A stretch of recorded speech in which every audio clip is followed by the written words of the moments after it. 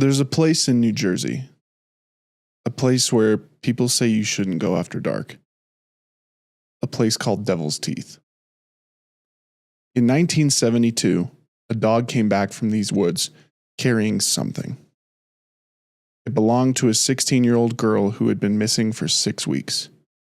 Her name was Jeanette DePalma, and what they found next only made things worse. And yeah, I'm going here. If your power goes out, remain.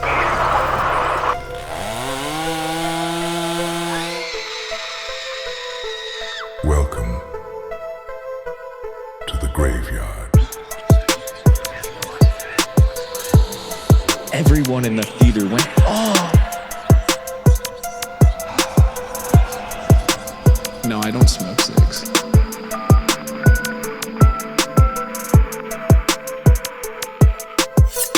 You can't just sit down and watch it. Take personal security precautions to avoid becoming a victim of an attack. This is the Supernaturals podcast on the SPN network. Welcome back to another episode of the Supernaturals podcast. We are your hosts. That's Jake. I'm Cal. And today we're going to be looking at another unsolved case that is just going to honestly irritate the absolute hell out of you. So sorry in advance. But yeah, we've said on this show countless times that perhaps we might get a listener who might know something about the case and may bring it forward to the authorities. The victims in these episodes need to have their story told so that one day, perhaps, we can finally give their families the closure that they need. I feel like that's like one of the most important aspects of these types of cases. I would agree. I also think another important aspect is being aware of maybe mistakes people could have made, whether it be law enforcement, relatives, the victim themselves. Right, I think that the more informed you are, the probably less likely it is that you make that mistake again. Exactly. Right? And it's almost like you make like their story or their unfortunate fate like not go in vain, if that makes sense. Mm-hmm. Like if somebody can learn from something, it's kind of like when we talked about the Mothman. Remember we were talking about the bridge that collapsed and they said that it was that one tiny bolt. Right. Like there was some kind of bolt that went wrong and the whole bridge collapsed. And then it made them build bridges better. Exactly. Yeah. So it's like it you does have to suck. learn from these mistakes. Yeah. Tragedies usually spawn better innovation, though. Yeah.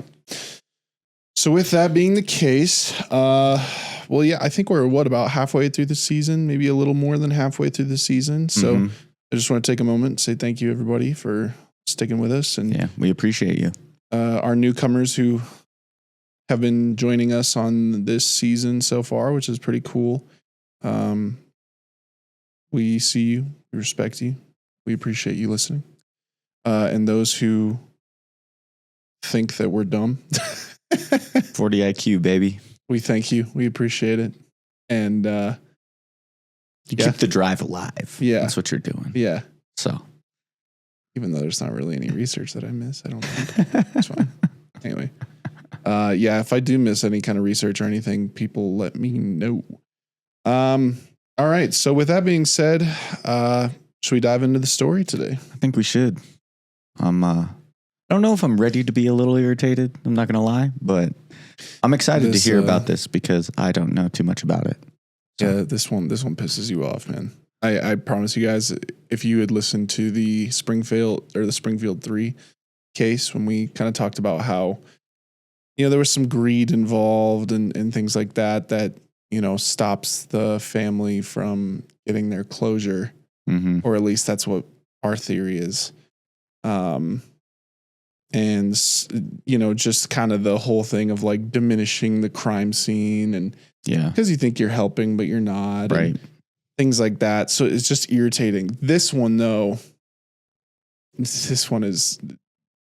talk about it. Yeah, but I think like you said just a few moments ago, I think it is important to realize that if bad things happen in an area that you're at, you should probably be very cautious and not touch things, and make sure you're calling the authorities immediately and trying to get those crime scene investigators into the area before you contaminate anything. Yeah, it's true. All right, let's dive into our story today. So we're going to start with the disappearance. The date was Monday, August 7th, 1972, in the town of Springfield Township in New Jersey. Jeanette DePalma, a 16-year-old high school student, had gotten home from school and spent a little time with her mom. That was until she told her mom that she was going to spend the night at a friend's house. The two said their goodbyes, and Jeanette left for the train station before the sun set that evening. Her mother went back to her daily routine and awoke the next morning and started her day over again. That was until she found out that Jeanette did not arrive at her friend's house the previous night. Jeanette's mother immediately filed a missing persons case, where she would unfortunately have to wait 6 weeks before any news of her daughter. So thoughts on that? Going to visit your friend through a train station, that means you must be kind of far away. Yeah. Right? Yeah. And I mean, she's 16. There's probably some trust already there from her family to be like, she's going to be okay. Mm-hmm. And I think that's kind of the disappointing thing, that when she probably doesn't come back, that's gotta not feel good at all. Well, tying this into one of our Thanksgiving stories we did about the one girl, she was like 6 years old, and she lived right across the street from her school, and her parents let her walk just to school because it was literally just across a road. That was the dad with the cop. That was a cop, right? And her dad turned out to be the sheriff. Yeah. And he figured, all she has to do is walk across the road. It's fine. I'm also the sheriff. Like, I got this town on lock kind of thing. Mm-hmm. And then she ends up getting taken, and they find her like in a ditch later on. Mm-hmm. It's like, you gotta be careful with your kids, man. Oh, 100%. So anyway, the discovery. The date was September 19th of that year. Authorities made a heartbreaking discovery of Jeanette's whereabouts. Springfield's Hoddle Quarry was an old rock quarry where some kids used to go drinking and others used to take walks in to get some exercise. But on this particular day, a hiker and their dog were exploring the quarry. The owner let their dog off its leash and let it go roaming in the area. The owner called their dog back, and the two went home to their apartment complex. However, the owner noticed something in the dog's mouth. When it approached, it didn't take long for the owner to realize that the dog was carrying a decomposed hand and forearm. Shocked, the owner called the police, to which they arrived shortly. After some brief investigating, they found the rest of Jeanette's body on a cliffside in the quarry. Thoughts? That would be a horrifying sight. You think, I've had those moments where your dog comes in with like a bird or a dead squirrel or something, and you're like, what the hell? I can't imagine finding a decomposed hand in its mouth. Yeah. Like an arm. You'd be so shocked. And at that point, it's like, well, your dog just ruined part of the body. Hopefully they can go find it. And it's really sad. I mean, that was like a month later. Yeah. But already saying decomposed body, that means she's been probably missing and gone and dead for a bit. I mean, she left August 7th. Mm-hmm. And now it's in September. Like, that's a month. Yeah. That's sad. I know. Being out in the elements and stuff, though, I mean.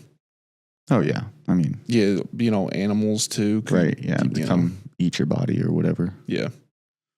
So, investigators had also mentioned that surrounding the remains of Jeanette's body were multiple strange objects that led them to believe that her death could actually be tied to the occult. Authorities claimed that Jeanette's remains were surrounded by a bunch of sticks and twigs. However, the sticks were made in a shape.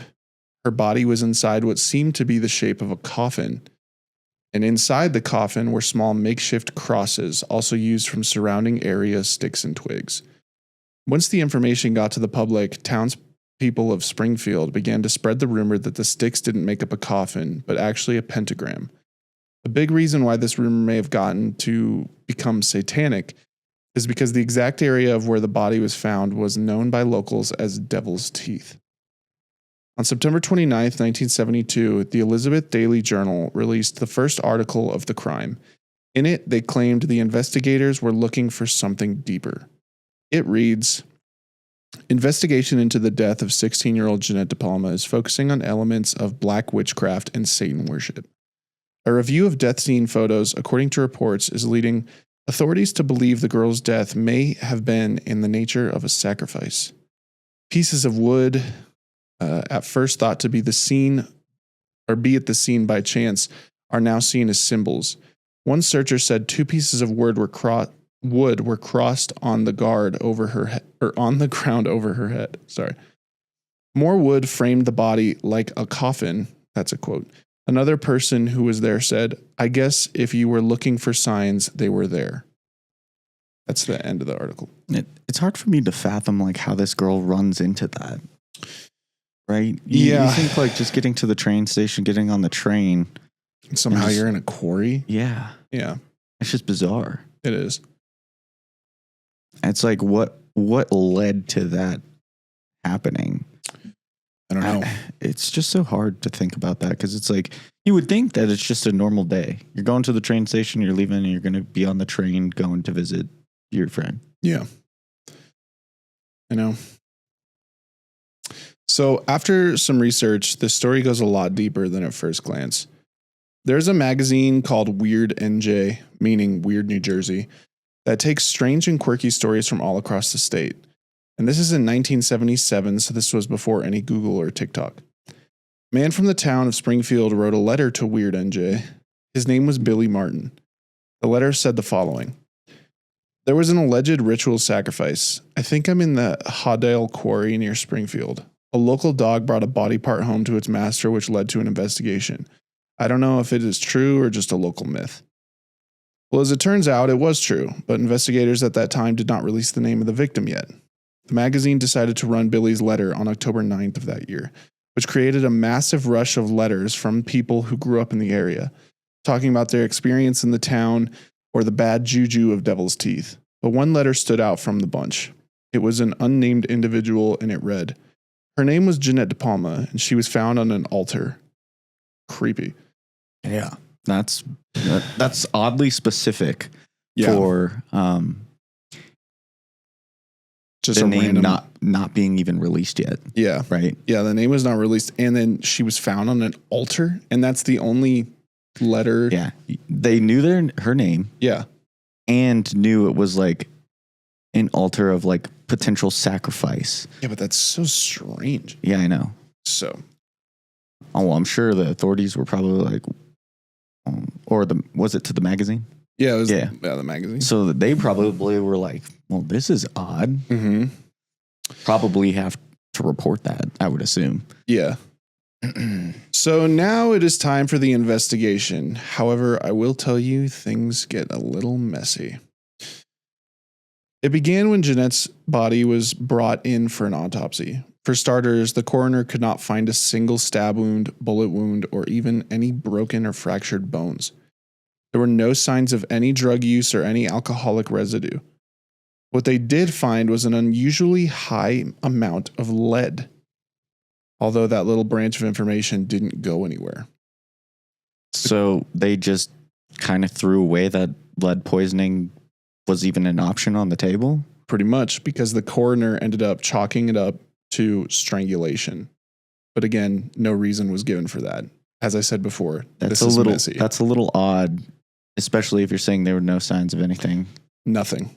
Lead And then you're just like, A bunch nope, of it was lead, strangling. strangulation. Like, that's a little weird to me. That's what I'm saying. It doesn't make sense. And it just gets worse and worse. Okay, straight up, before we get in any further, this straight up sounds like a cover up. I will be calling out like these authorities and these investigators because they did a terrible job at this. So we'll be doing that. Well, let's hear it because I'm genuinely curious myself. No, this poor girl her case was not handled at all in any way. This poor family. Yeah. Having to deal with like this BS. Mm-hmm. That's wild. In terms of potential suspects, investigators received an early tip about an old homeless man that lived in the forest surrounding Devil's Teeth. He was known locally as Red, and apparently he ran away from his usual spot following the disappearance of Jeanette. At first, police thought that they found their guy. That is, until a thorough investigation into Red's actions took place, and they realized that he had nothing to do with her disappearance. Multiple members of Jeanette's family and friends had come forward with hopeful leads, trying to connect the story. But with so many stories that interrupted the flow of reality, the case eventually went cold. It is worth mentioning that there were rumors flowing outside of the police department claiming that Jeanette died from an overdose. I personally find that to be a red flag, not only because there was no drug paraphernalia found at the scene, but also because why the hell are there rumors coming out from the police department? And why would those rumors feel so far from the truth? Especially after the coroner deemed it strangulation and now they're saying drugs. Exactly. Things aren't adding up here. Why would you let rumors come out from the police department? Yeah, that just seems like a 100% a cover up and like a miscalculation from them for sure. Yeah, they're like, let's start a rumor almost. Yeah. So let's say that she did in fact pass away due to drug use. Well, that still doesn't explain why she would be out there in the first place. Why did the coroner not talk about drugs found in her system? In my opinion, it's fishy as hell to have something so made up come from the police department. Yeah, that's so odd. I know, man. It's freaking weird. Yeah. Did the family ever say anything about her being into the drugs or anything? Nothing. No. She was probably just a normal, probably sweet girl. Just trying to go visit her friend. Probably. Yeah. And that's the thing is like, to me, the most irresponsible thing the police department can do is start spreading rumors.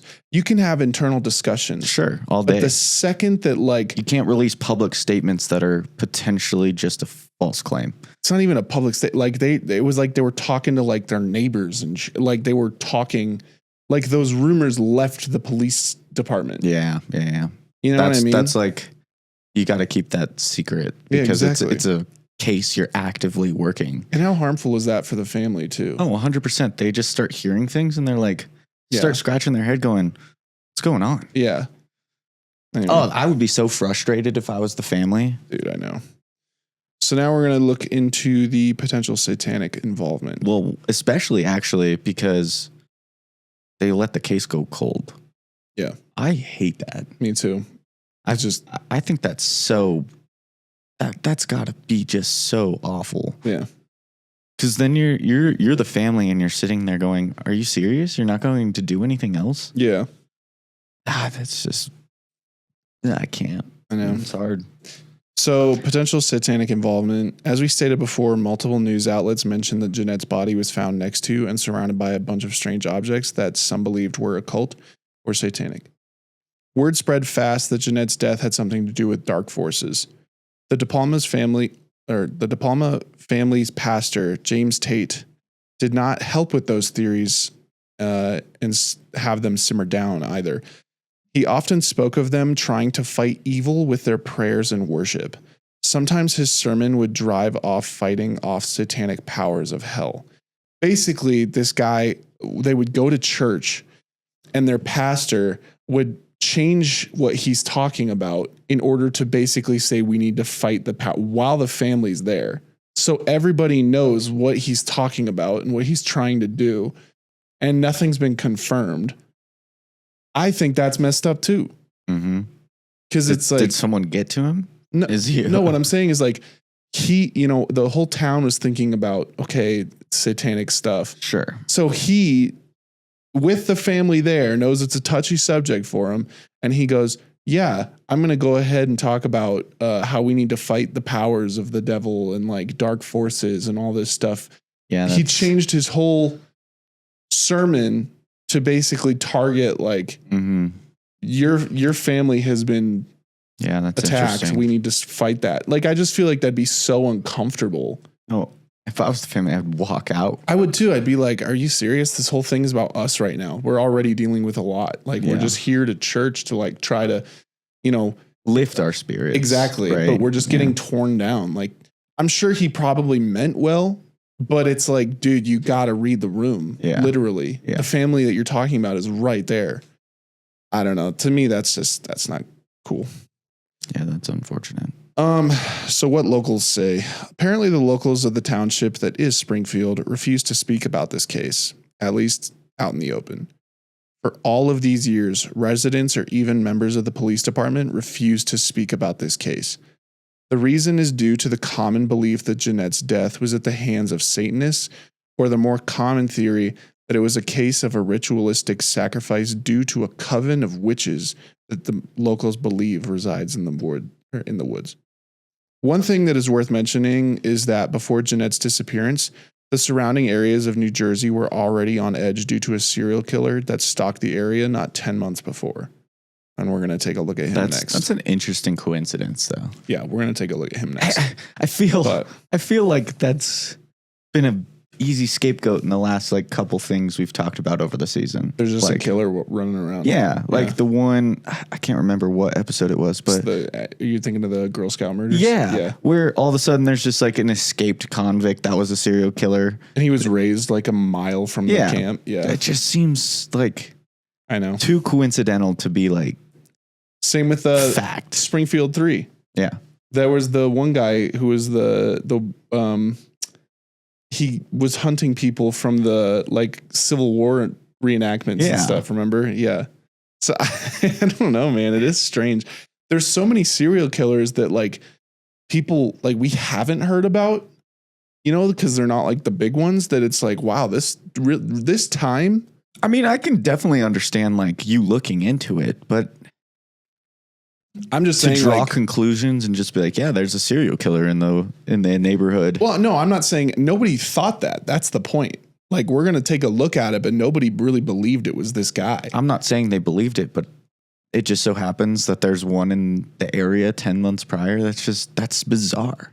What I was saying is I think it's wild that like there seems to be a serial killer in all of these cases nearby. Like that is, in my opinion, the weird part about it, because it's like, yeah, okay, it can be a scapegoat, but it also could be the exact explanation that these cases need to be closed. I mean, maybe. You know what I mean? Yeah. Like what, there just happens to be a serial killer at the like forefront or in the background of all of these like unsolved cases.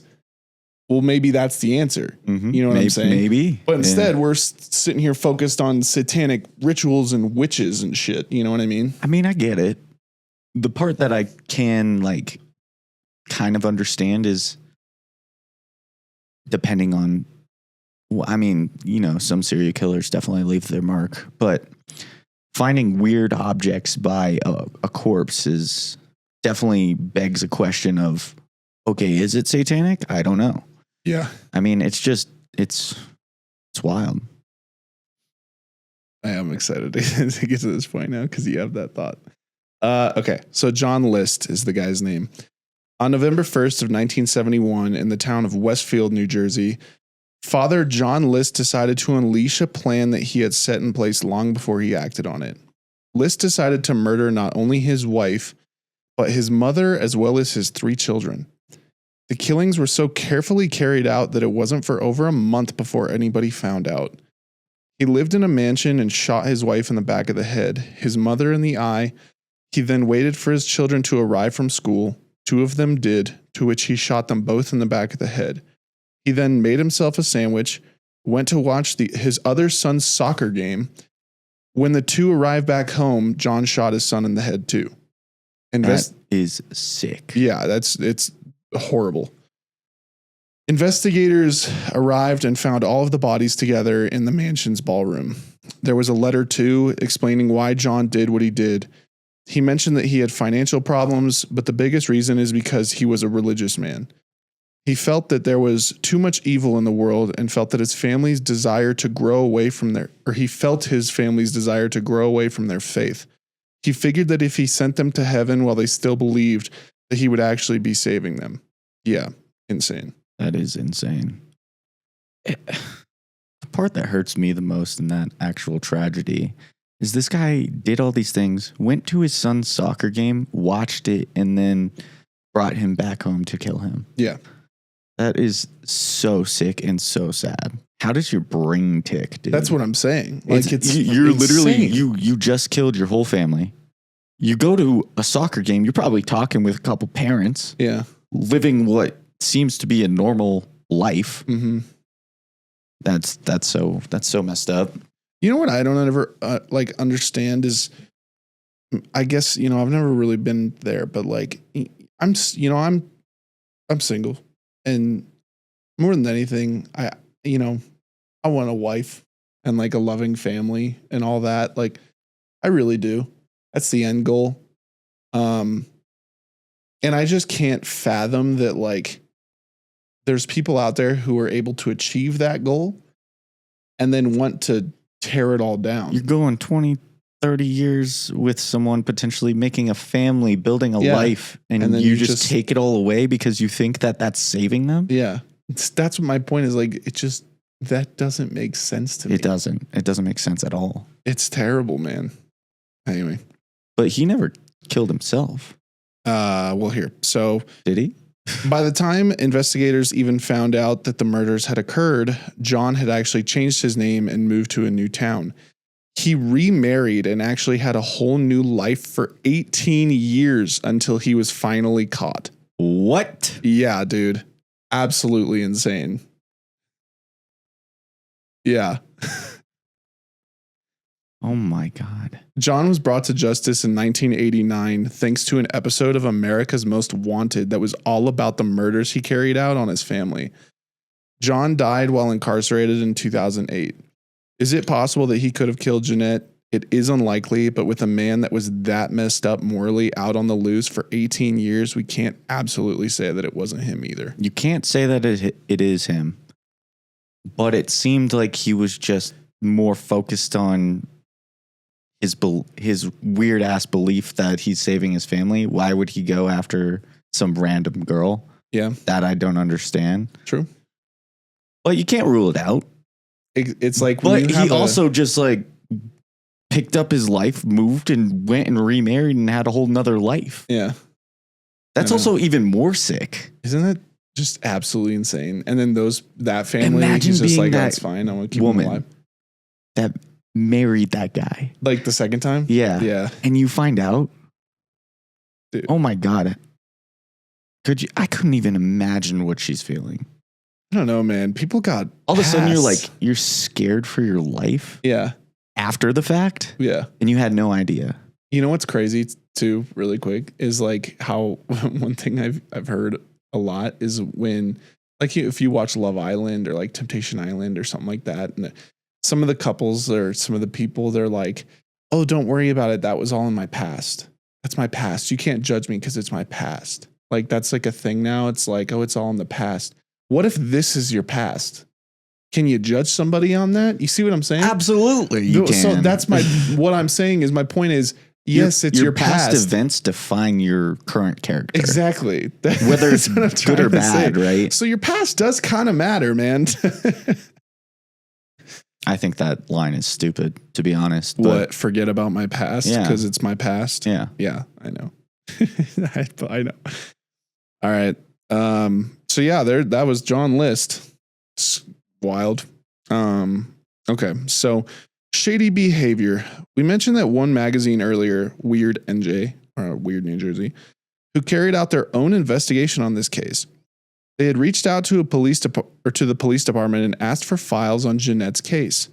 However, the police replied and said that they lost all of the files on the case as they were swept away during the flooding of Hurricane Floyd in 1999. When the Weird New Jersey editors pressed further, the police pushed back harder. It wasn't until 2019 that they were able to file a formal release of all the information the department had on the case. Of course, COVID hit and the file release was delayed for 2 whole years. But the time finally came and Weird New Jersey was able to get their hands on every remaining file the Springfield Police Department still had, which, you guessed it, was actually a lot, if not every part of the file. So it really didn't disappear. Yeah. This struck the Weird New Jersey crew as strange. It obviously meant that somebody at the police department didn't want anybody looking into her case any further. So we'll link their whole article on this case in the link in the bio on our YouTube version of this episode if you want to see all of their findings. They have photos of the crime scene, police sketches, etc. But here is what they found. Nothing. In fact, it seemed as though the whole story was the complete opposite of what everybody was saying. There didn't seem to be any symbols or any ritualistic carvings or effigies or anything around her body, which in my opinion makes things even stranger. Why would the police lie about this? That is bizarre. Yeah. When you were like, well, it's all like satanic and stuff. I wanted to be like, dude, just wait. There's nothing there. So I looked at all the crime photos. I looked at everything. Where did all this information come from? Came from the police. Investigators. But in their reports, there was nothing about it. Nothing about it. They told the... Well, that's so suspect. Exactly, dude. That's my point. It's unbelievable that this is even a thing. And what's even crazier is if you go to the site and you look at all the crime photos, they said that she like died on a cliff. Yeah. And there's like this big rock kind of open space. Dude, she died in like bushes. Like you see like her arm and stuff. And it's just like, there's trees, there's brush. Quarry? Yeah, it's still in the court, like it's still in the area, but it's like it's not the crime exactly scene is nothing like they were describing the years prior, like decades prior. So it's like they moved the body and changed the reports, maybe. I don't know, dude. I can't tell you, but man, it just seems like I don't know, dude. It's weird. So that is so weird. Usually when someone is murdered and there are even sniffs of satanic involvement, the police do their investigation and usually announce that there was actually no such thing. This police force, on the other hand, gave strange quotes and refused to correct any of the articles that were released about Jeanette's murder.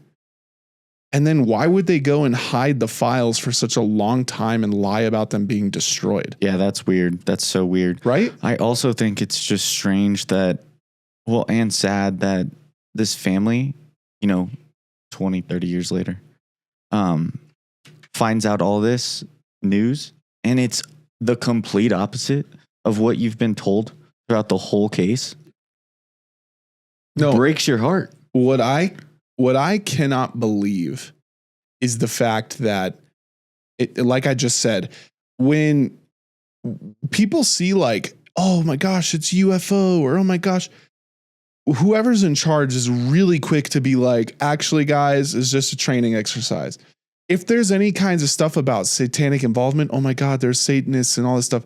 Actually, guys, it's just a group of teenagers. We don't really know anything more. Like police departments are super quick to correct articles. And but there was no correction here. No correction. They just let these articles run crazy and fear monger the whole town to think that there's some satanic stuff going on. Yeah. So this is purely my opinion and my opinion alone. To me, it seems like somebody in the police force fucked up. Maybe they did something to Jeanette and tried to frame the scene, making it look as though it was a ritualistic sacrifice. I know that's a big what if, but if I'm putting all of the facts of this case together like pieces of a puzzle, to me, that's what it seems like. I'm just saying that to me, that's a potential for sure. I could chalk it up to the police authorities. They messed up, but maybe one of them didn't actually hurt her at all. Someone else did, but someone screwed up on somewhere in the investigation, so things had to change. And they all started trying to change their narrative of this is what happened after the fact, way in the reports way later, just in case they were released, and just not say anything more about the case and just call it cold. So I think if you really think about it in the timeline of events, you have this girl goes missing and then she's found dead. Police found her. They were the first ones there. After the guy found... The dog came back. Yeah. But he reported that or I think it was a lady. The lady reported, hey, my dog came back with an arm. Police go out, they find her. Mm-hmm. So because they're first on the scene, they're able to do whatever they want. Yeah. Okay. Here's the thing. If it was a police officer that did something to this poor girl and did something terrible and put it out there and said, hey, we have to try to get the scent off of this.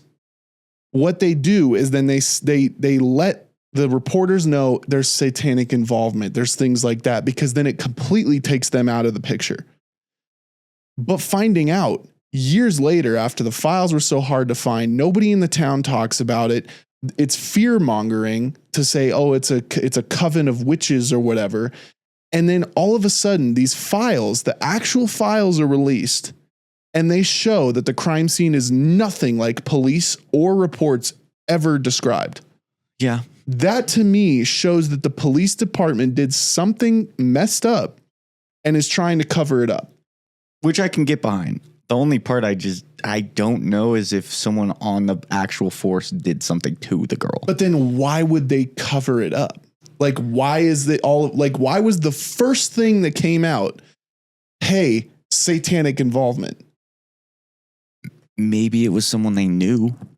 Maybe it wasn't them personally. Like the mayor or some shit. Maybe. I don't know. You're not wrong. Like it could be someone in high political power. Who knows? Could be a higher up. But what I think is that it's regardless, they definitely police changed something. covered some shit up. Oh, yeah. Yeah, absolutely. Because if it was all factual and correct, the reports would have matched the earlier claims. Yeah. Right? Yeah, that's what I'm saying. Otherwise, you're just like sitting there going, And they probably didn't think anyone would even try to get the reports. Yeah, right. And then they said it, they all got destroyed by the flood, and that was not the case. Yep. Then new leadership takes over. So hopefully there's better people in charge. Not as corrupt. Yeah. You know, in the movies or TV shows, there's always the bad guys that always have that cop friend. Yeah. It's kind of what it's like giving me the vibe of. Yeah, that's exactly how it feels. So the follow-up. I'm not the only one finding the investigators in charge to be a bit shady. There are multiple people that believe that there is a fat stack of evidence that has just not been entered into the case for unknown reasons. For example, in a Hulu documentary on the case, a retired police officer had mentioned that nobody entered the contents of Jeanette's purse into evidence. While we mentioned earlier that Weir, New Jersey was able to find the contents of her purse, it doesn't make sense as to why they would not even try to put this into evidence. So what was in the purse? Just stuff. Oh. But like the fact that that's not even put into evidence is shady. Yeah, I can see that. You have to, when there's a crime scene, you have to put everything in evidence. Yeah. Every single thing. There could be little blood specks. There could be anything on that purse. If it's not entered into evidence, you just throw it away. Yeah.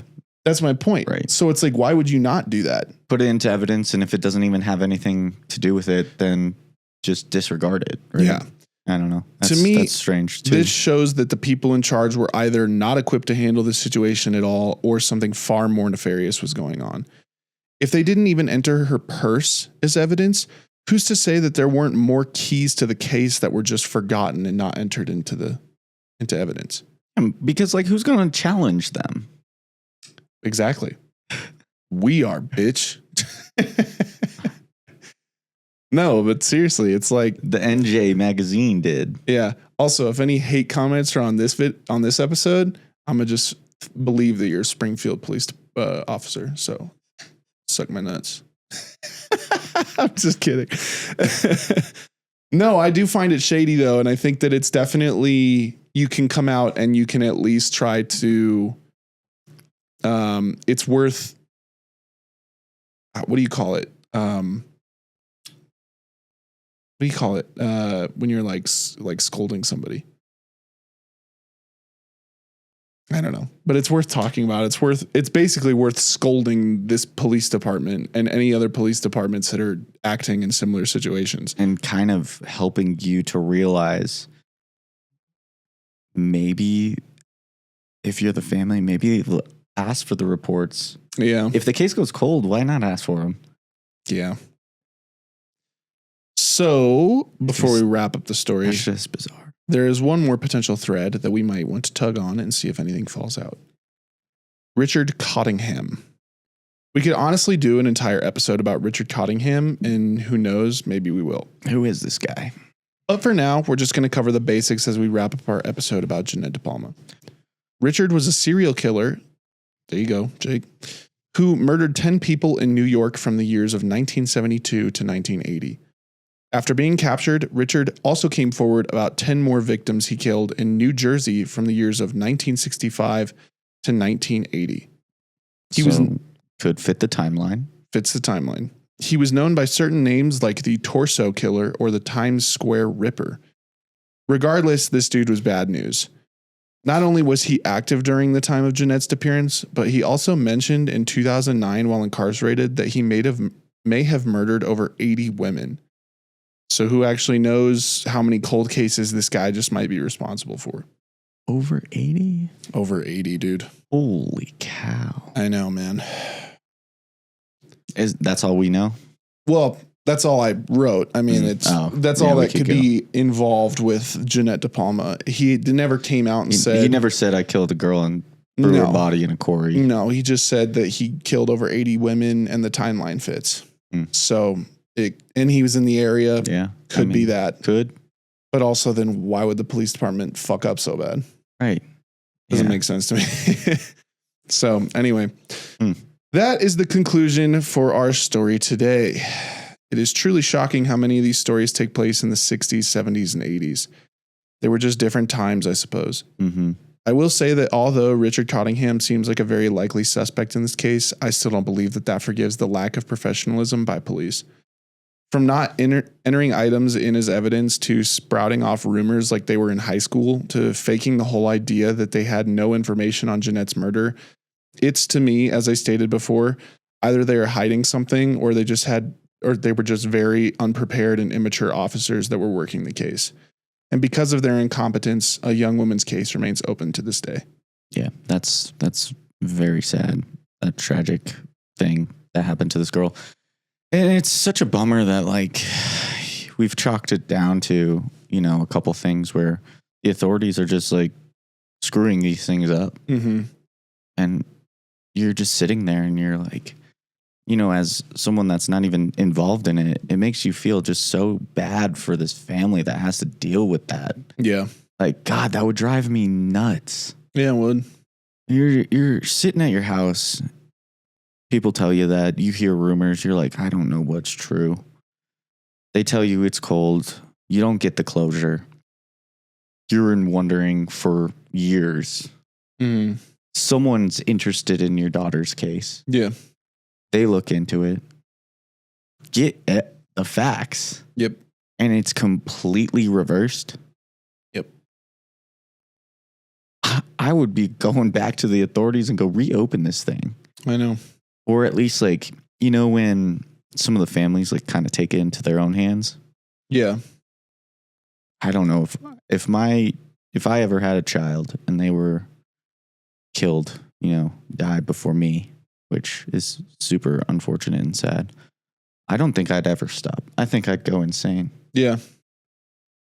No, I will agree with you. It's that's why I think Prisoners, that movie, hits so hard, because it's they take matters into their own hands. Hugh Jackman is I'm not letting this go. Yeah. You're not doing your job. I need to do this myself. And it's that's just, you got to figure it out. And it makes you feel so indifferent about authorities, because you're how can a normal guy, I know it's a movie, but this can happen in real life too. How can a normal person go and put all these pieces together and you're top detective? Can't even do it. Jake Gyllenhaal does figure out. Yes, but but yeah, but I know what you're saying. Yeah, it is because the police, they do have to play by a set of rules. I know. There's times that they have to wait, or they have to handle things a certain way. And we know the law system is just a slow burn process. Exactly. So. And so I think that's a thing, but I also think that there is one thing that you're thinking about. It's police and law enforcement, while I'm a supporter. Like we need to have police. Like we do. I mean, say what you want, like the system can be broken and all that stuff, but like we do need laws to be enforced. Otherwise there'd just be crime everywhere. Exactly. It'd be the purge. Yeah. Like we can't have that. So, I mean, yeah, are there a bunch of bad apples in law enforcement? Like, yeah, absolutely. But it's also like, it's interesting that we have to rely on other people to figure this stuff out. And we just have to sit here and wait. And I hate that. So I'm with you. Well, yeah, I think because we're very proactive people too. Yeah. And I hate waiting. Yeah, I'd have to figure it out. Yeah. I couldn't not figure it out. I'd be one of those guys with the board of just all the strings and stuff trying to figure it out. I know. All right, guys. So that's the end of the story. If you know anything or may have any potential information on this case, please be sure to reach out to authorities, although I'd probably just go straight to the FBI if it were me. There's also an organization called Justice for Jeanette DePalma. Reach out to them if you have any information or wish to join the search for her killer. And with that being said, we hope that we do a little bit of good with this episode. We hope that everybody kind of... Yeah, we're shedding some light for just more information and more awareness. Yeah, exactly. So anyway, guys, if you like more stories like this, unsolved cold cases, true crime, things like that, let us know. And yeah, that is pretty much it. This is probably one of the more depressing story. It really is. This season. It tugs the heartstrings for sure. Well, it's like we've definitely talked about some depressing stuff, but this one's is just like it's infuriating as well as depressing. Mm-hmm. So it's not like there's a whole mix of emotions going on. Yeah. But anyway, well, guys, I hope you enjoyed our episode. Ugh. Take care, be cautious, be safe. Always check your surroundings, head on a swivel. Make sure everyone that you love is safe, gets to their destination. And we thank you for listening and watching this episode of The Supernaturals. We will see you next week for another episode. Take care, and we'll see you around the graveyard. Thanks for tuning in to another episode of The Supernaturals. Be sure to like and subscribe on your favorite podcast platforms. See you around the graveyard.